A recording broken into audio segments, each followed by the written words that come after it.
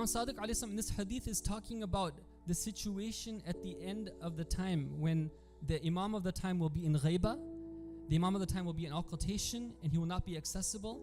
And what is one of those things that we need to do in order to survive and to keep our faith and to not just become an individual who melts away in society and who has no future for the sake of God and Islam? What do we need to do? This is what Imam Sadiq alayhi salam says. He says, tawasalu wa tabarru wa tarahamu wa kunu ikhwatan bararatan kama amarakum Allahu azza wa jal.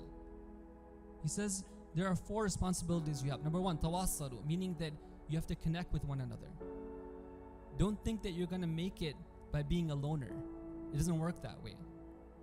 You have to be connected. Even if it takes some effort, even if it takes sacrifice, you have to give up some of that precious time that you would otherwise spend in making that A+ career or whatever it is that you're looking for. This is time where you have to spend. Number 1. Number 2, tabarru. It's not just spending of time. It's doing good to one another. Right? We have to be looking for opportunities to help one another. Number 3, watarahamu, meaning that have mercy on one another. If I have a family member who is in need, God forbid that I use that as an opportunity to exploit them and be unjust to them. I need to rush and see how I can be at their service. And number 4, be brothers and sisters to one another, the way that Allah has commanded you. Our communities need to go from just being places where we gather to places where we feel like we have our second families, where we feel like that support that we need. We already have somewhat realized generally that those key functions in society cannot be outsourced to others.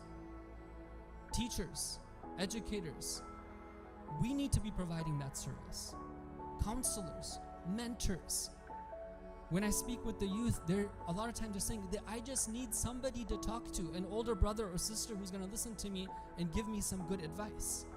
We can't outsource that to others. We need to provide that.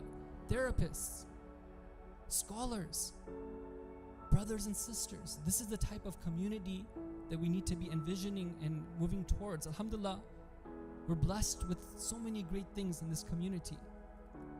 But we need to transform the vision and be thinking about how to make a home away from home, and the type of center which is a center of light and upliftment, where we can connect and do good and inshallah prepare one another to be those true companions inshallah for the Imam of our time.